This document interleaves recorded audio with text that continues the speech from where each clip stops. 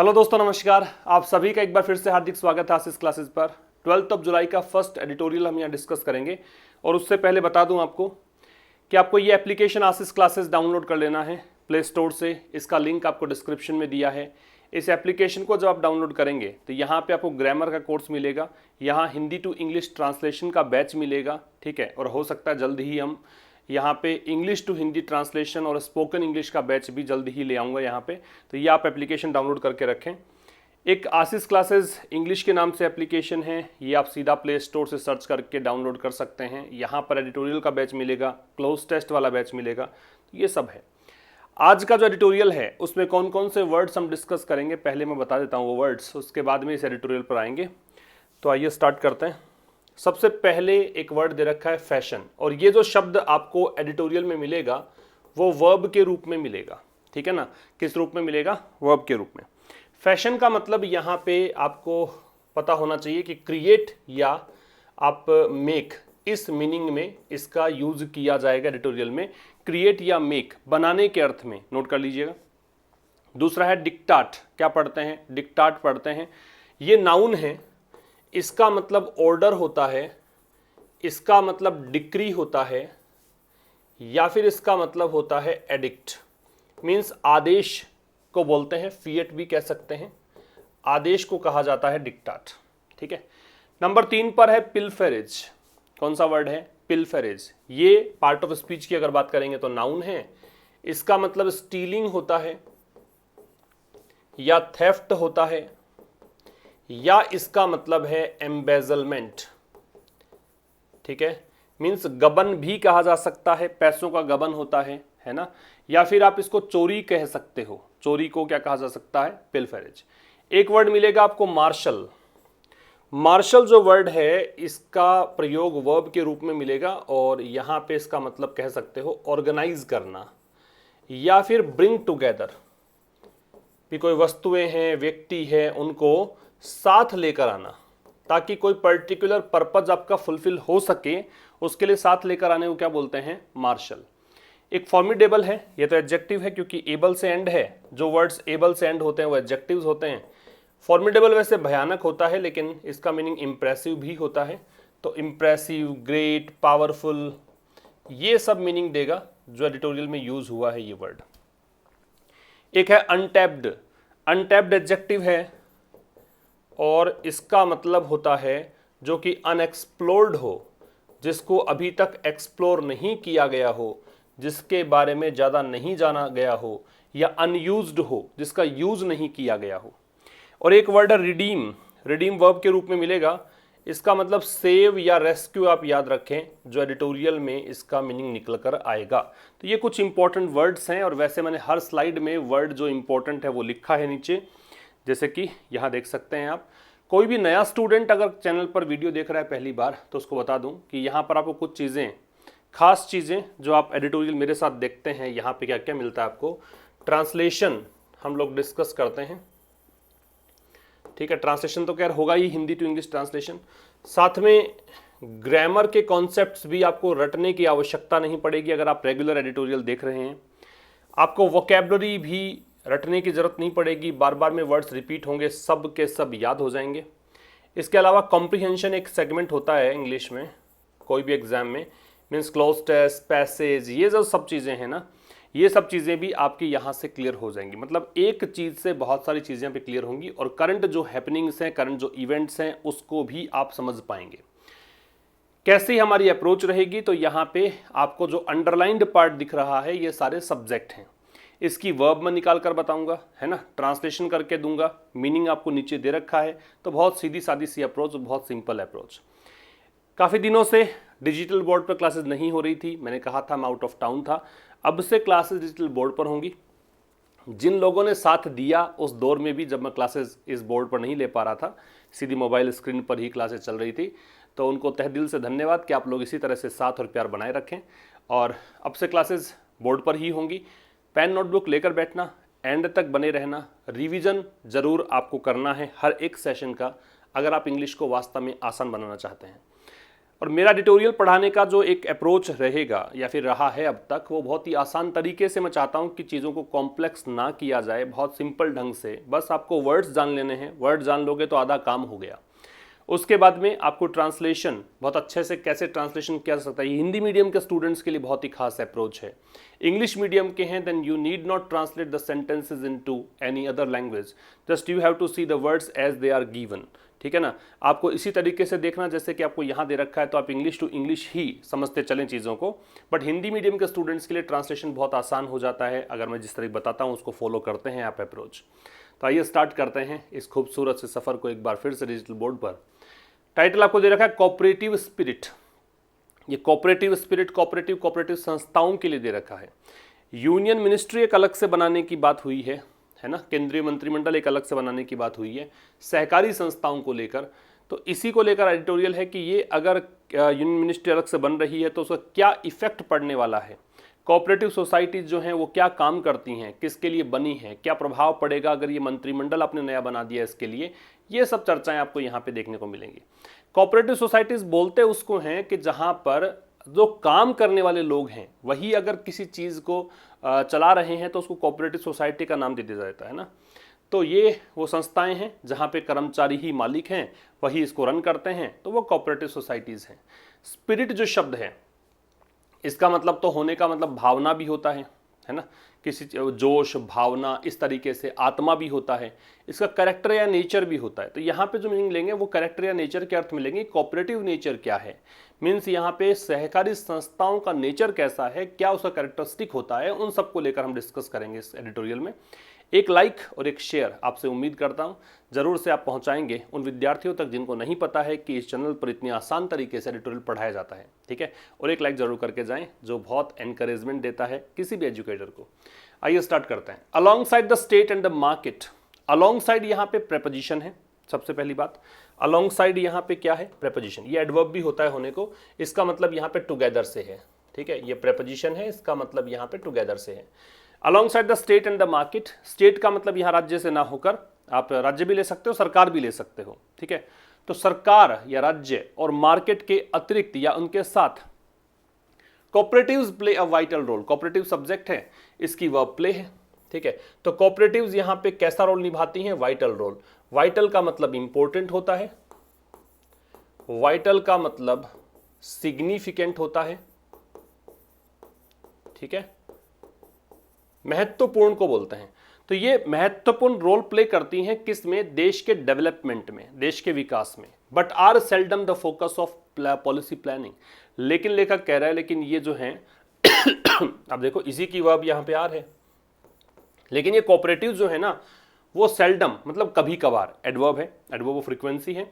The focus of policy planning, जब योजना बनाने की बात आती है, नीति की योजना बनाने की बात आती है, पॉलिसी प्लानिंग की बात आती है, तो इस पर फोकस रहता नहीं है ना, ध्यान नहीं दिया जाता इस सेक्टर पर, ये कहना चाहता है। तो ये एक सेंटेंस यहाँ पे पूरा होता है। इस सेंटेंस में कोऑपरेटिव सब्जेक्ट है जिसकी वर्ब प्ले भी है और इसकी वर्ब आर भी है। ठीक है, तो स्टेट और मार्केट के साथ साथ कोऑपरेटिव जो हैं वो महत्वपूर्ण रोल प्ले करती हैं कंट्री के डेवलपमेंट में भी। और ये क्या है, लेकिन इसलिए आता है क्योंकि एडवर्स सिचुएशंस को डिनोट करना है, दो अलग अलग स्टेटमेंट, दो विपरीत बातों को कनेक्ट करना है, इसलिए बट का प्रयोग है, एडवर्सेटिव कंजंक्शन है। लेकिन ये पॉलिसी प्लानिंग में कभी कभार ही इस पर ध्यान दिया जाता है, इतना ध्यान देते नहीं है इस पर। The creation of a new union ministry, अब यहाँ पे बात वही है जो मैंने बताया शुरुआत में कि किसका एडिटोरियल है, किस बारे में डिस्कस करेंगे।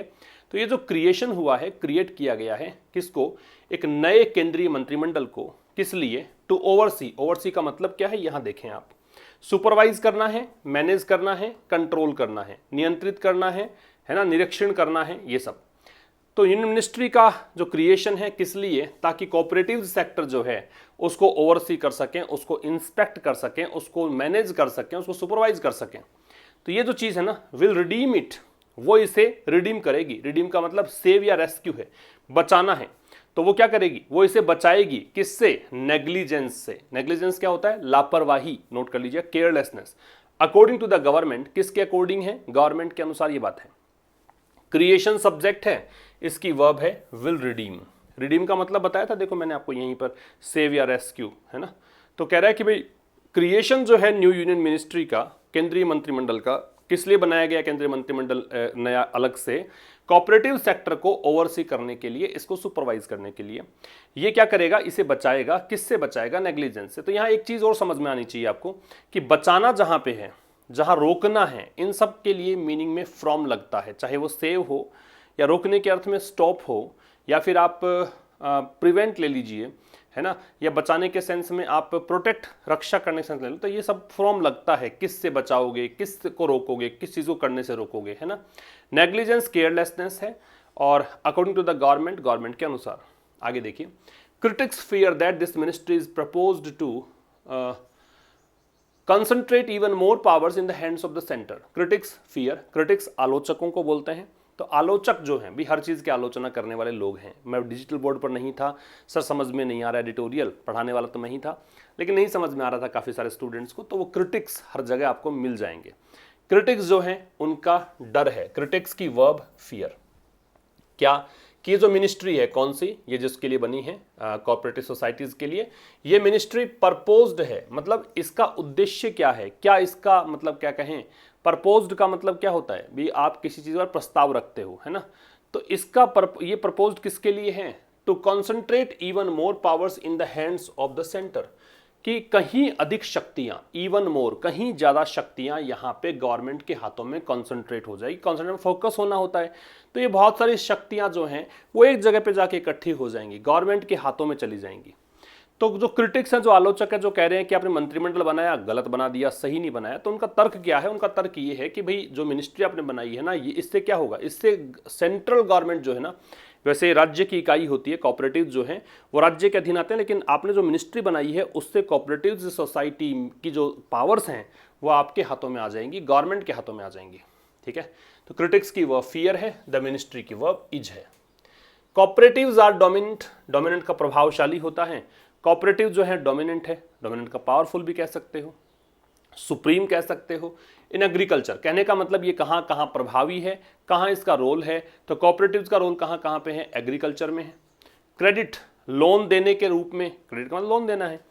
मार्केटिंग में इसका यूज होता है, but not limited to those, लेकिन केवल इन्हीं के लिए नहीं है, और भी कुछ काम करती हैं कोऑपरेटिव सोसाइटीज। ठीक है, कोऑपरेटिव्स का मुख्य रोल कहां पर है? इन क्षेत्रों में, लेकिन ये लिमिटेड नहीं है यहां तक, और भी काम करती हैं। अच्छा जी, यहां पे आप देखिए, समझना है आपको कि ये जो लिमिटेड टू है, इस लिमिटेड टू की जगह पे काफी बार आपको ध्यान होना चाहिए कन्फाइंड टू भी मिल सकता है आपको। कन्फाइंड टू, सीमित होना, टू लगता है, रेस्ट्रिक्टेड होता तो भी टू लगता है यहां पे। ठीक है भाई। सम आर बिग, अब ये सम किसके लिए है? ये जो कह रहा है ना कि ये क्षेत्र कौन कौन से हैं, किन क्षेत्रों में कोऑपरेटिव सोसाइटीज काम करती हैं, उन क्षेत्रों की बात कर रहा है कि कुछ क्षेत्र जो है, कुछ मतलब कोऑपरेटिव सोसाइटीज जो है बड़े भी हैं। ठीक है, ये सम यहाँ प्रोनाउन बन रहा है। अब आप बोलोगे सर सम तो डिटर्मिनर होता है, बिल्कुल परफेक्ट, लेकिन अगर सम के बाद में नाउन नहीं होता है तो ये क्या हो जाएगा? प्रोनाउन। अगर नाउन दे रखा होता आगे तो ये फिर एडजेक्टिव्स तो है ही, मतलब ये डिटर्मिनर कैटेगरी में आता ही है। तो कुछ कोऑपरेटिव सोसाइटीज जो हैं बड़ी हैं, इनका एक एग्जाम्पल दिया है। ये जो साइन आता है ना, इसका मतलब मान लेना कि जो हमने डिस्कस किया ना, उसी का डिस्क्रिप्शन आगे दे रखा है। IFFCO has around 1/3 of the market share in fertilisers. Fertilisers क्या होता है? उर्वरक को बोलते हैं, मैन्योर जो होता है, खाद जो होती है उसको बोलते हैं।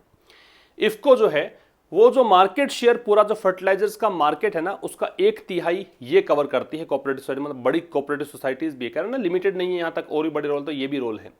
आगे और कोई क्षेत्र बता रहा है, in milk, cotton, handlooms, housing, edible oil, sugar, fisheries, they are formidable. Formidable बताया था मैंने, इंप्रेसिव होता है, पावरफुल होता है, प्रभावी होता है। ठीक है, तो इन क्षेत्रों में, दूध के क्षेत्र में, कॉटन वाले क्षेत्र में, हैंडलूम्स, क्या होता है हैंडलूम? क्या बोल सकते हैं, हाथ से बनी हुई चीजें जो होती है ना, हैंडलूम्स, है ना, हथकरघा बोलते हैं। हाउसिंग है, एडिबल ऑयल्स, खाद्य तेल है, सुगर है, फिशरीज, मछली पालन है, इनमें तो ये इंप्रेसिव हैं, कॉर्पोरेट सोसाइटी काफी बड़ा रोल प्ले करती हैं। दे की वर्ब आर है, इफको की वर्ब हैज है, अराउंड प्रेपोजिशन है। ठीक है, सम की वर्ब आर है। नेक्स्ट पे आ जाएं। As market conditions are evolving, अब जैसे जैसे मार्केट कंडीशंस इवॉल्व हो रही हैं, इवॉल्व का मतलब डेवलप हो रही हैं, और मतलब उभर कर आ रही हैं और आगे बढ़ रही हैं। Cooperatives are in states such as Kerala, such as का प्रयोग हमेशा याद रखें एग्जाम्पल देने के लिए करते हैं, है ना।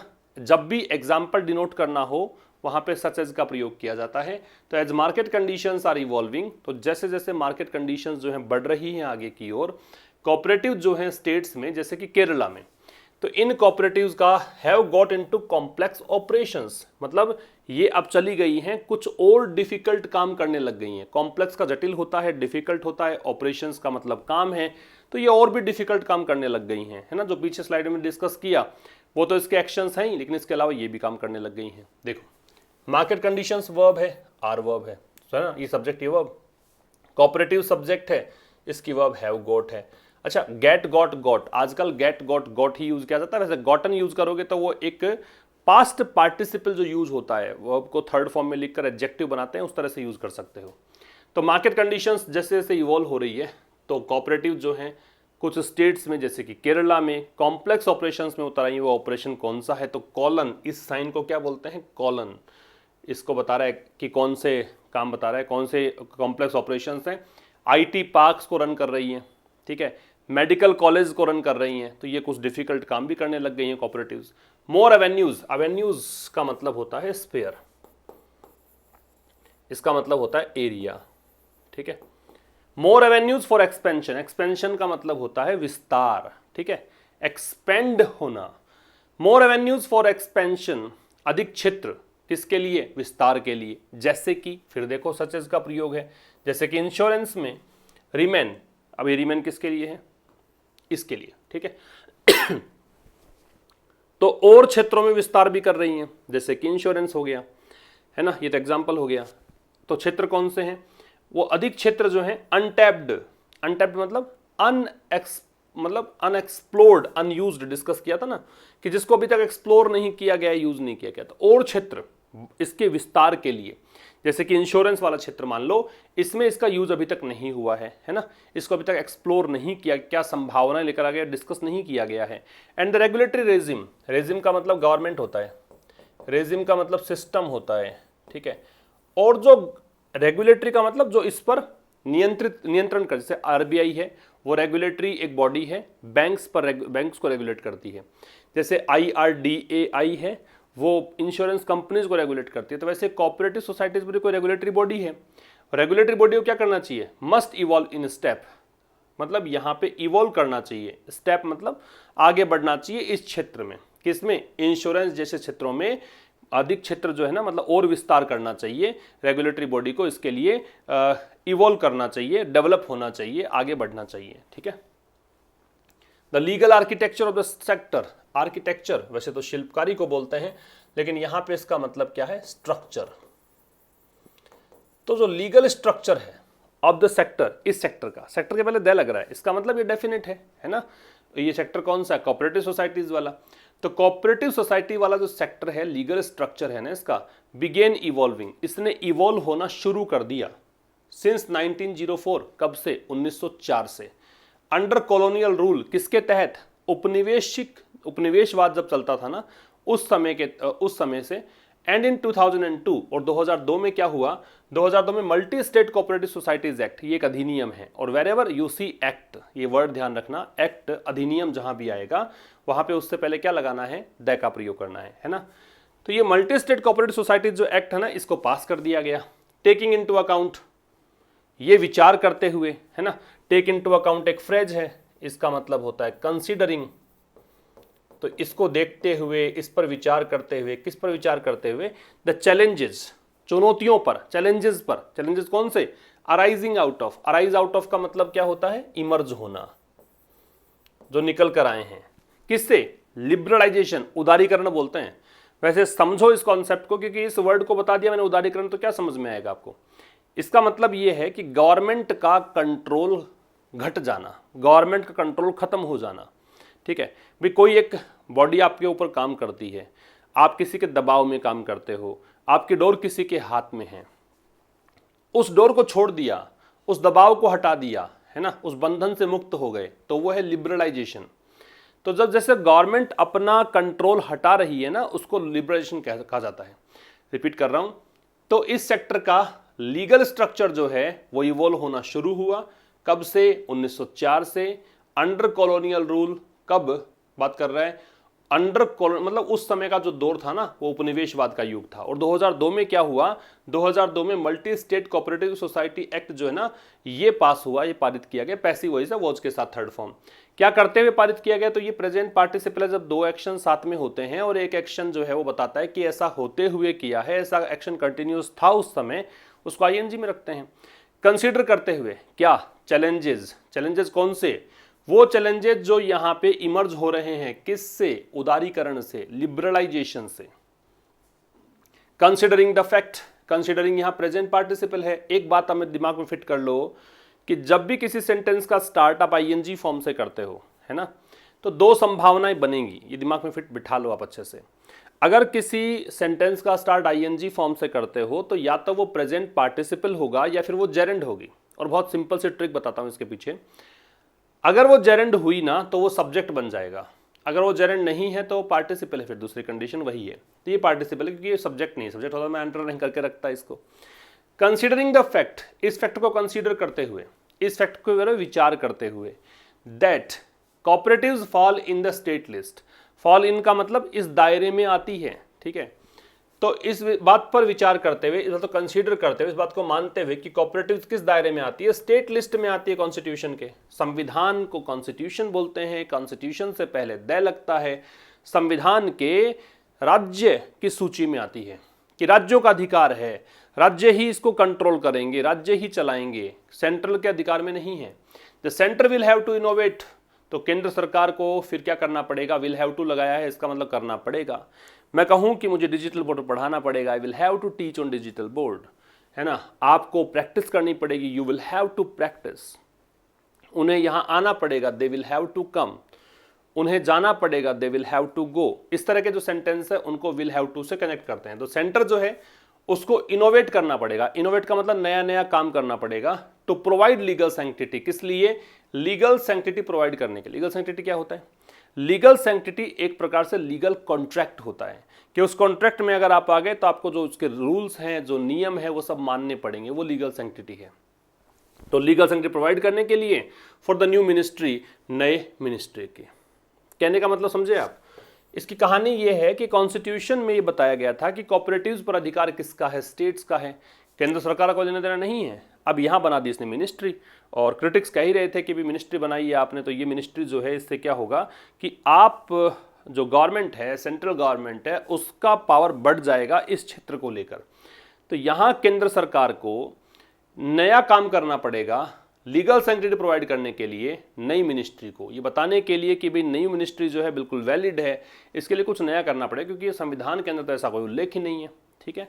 तो यहाँ कोऑपरेटिव सब्जेक्ट है तो फॉल्स वर्ब है, सेंटर सब्जेक्ट है तो विल हैव वर्ब है। आगे देखो, a separate ministry can marshal, marshal क्या होता है, ऑर्गेनाइज करना, ब्रिंग टुगेदर, ये सब मार्शल। तो जो सेपरेट मिनिस्ट्री है, अलग सी जो मिनिस्ट्री है, वो क्या कर सकती है, वो ऑर्गेनाइज कर सकती है किसको, डिफ्यूज्ड कैपेसिटी को।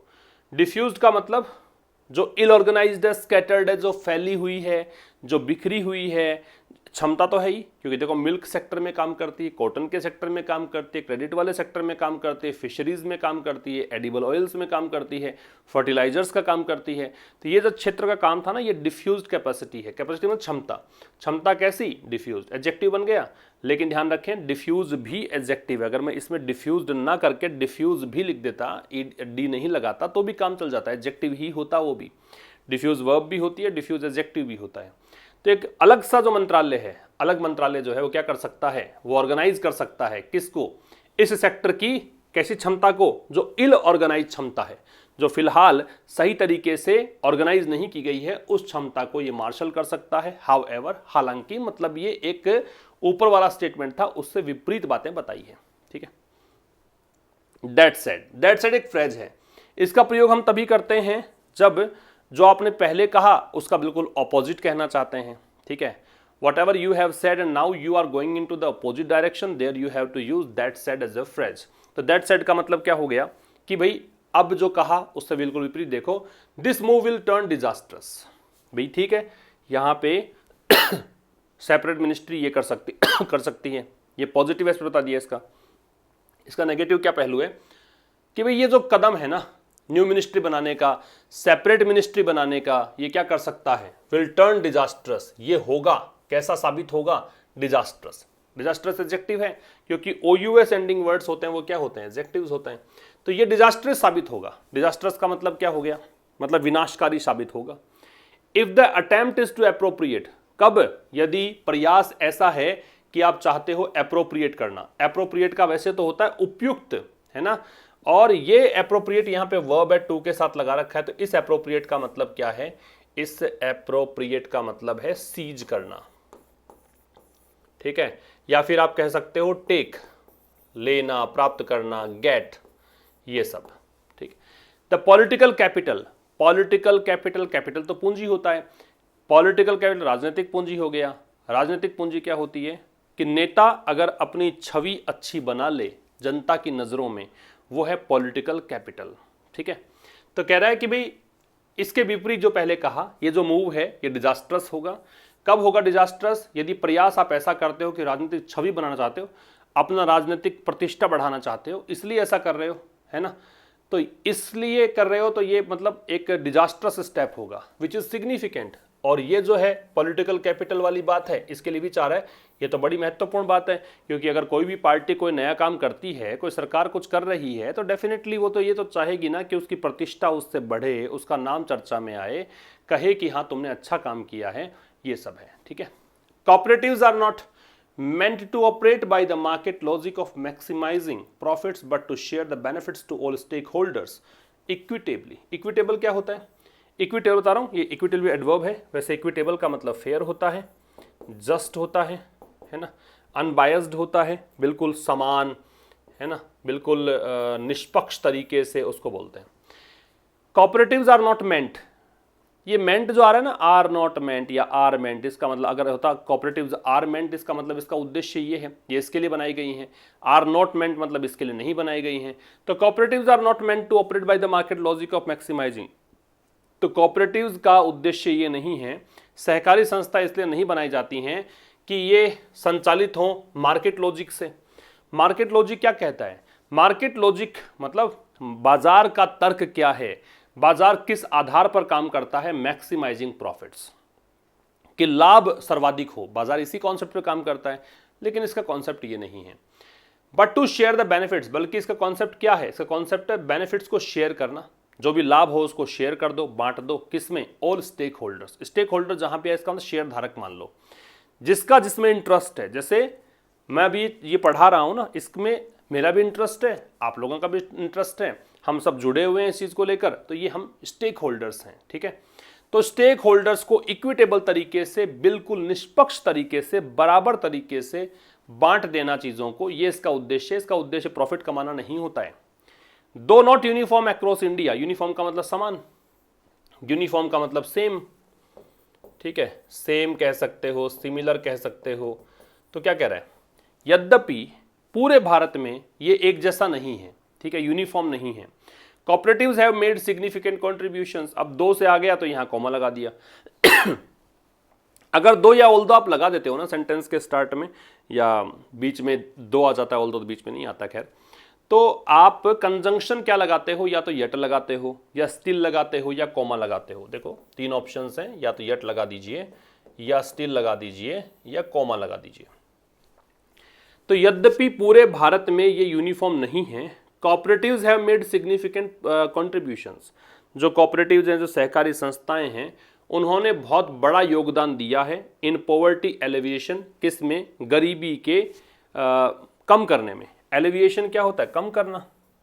भी एलिविएट वर्ड होता है, इससे बना है ये तो नाउन है, एलिविएट वर्ब है। इसका मतलब लेसन, इसका मतलब मिटिगेट, इसका मतलब रिड्यूस, ये सब इसके मतलब होते हैं, ठीक है। तो यद्यपि पूरे भारत में यूनिफॉर्म नहीं है, फिर भी कॉपरेटिव जो हैं उन्होंने बहुत बड़ा योगदान दिया है। सिग्निफिकेंट का महत्वपूर्ण भी होता है, सिग्निफिकेंट का बड़ा भी होता है, तो ये कंसिडरेबल के अर्थ में है। इसने बहुत बड़ा योगदान दिया है, किसमें? गरीबी को कम करने में, खाद्य सुरक्षा में, मैनेजमेंट ऑफ नेचुरल रिसोर्सेज, प्राकृतिक संसाधनों की व्यवस्था में, एंड द एनवायरमेंट, और पर्यावरण में, इन सब में योगदान दिया है इसने। True, the sector has become an instrument of patronage and pilferage. Patronage nepotism को बोलते हैं, बायस को बोलते हैं, भाई भतीजावाद होता है, पक्षपात होता है, आप अनड्यू फेवर दिखाते हो अपने रिश्तेदारों के लिए, उसे पैट्रोनेज संरक्षणवाद कह सकते हो। तो ये सच है कि जो सेक्टर है, फिर से ये सेक्टर के पहले दय है, क्योंकि because we are talking about cooperative sector. तो ये जो सेक्टर है ये एक हथियार बन चुका है, एक इंस्ट्रूमेंट बन चुका है, किसका? पैट्रोनेज और पिल्फेरेज का, मतलब संरक्षणवाद और चोरी का, गबन करने का। मतलब पैसा इधर से उधर कर सकते हो, चोरी कर सकते हो, और यहां पे अपने रिश्तेदारों को लगा सकते हो, भाई भतीजावाद फैला सकते हो, इसका ही बन चुका है। Mismanagement and corruption destroyed the sector in some states. लेखक कह रहा है कि जो मिसमैनेजमेंट है और करप्शन है, इसने क्या कर दिया है?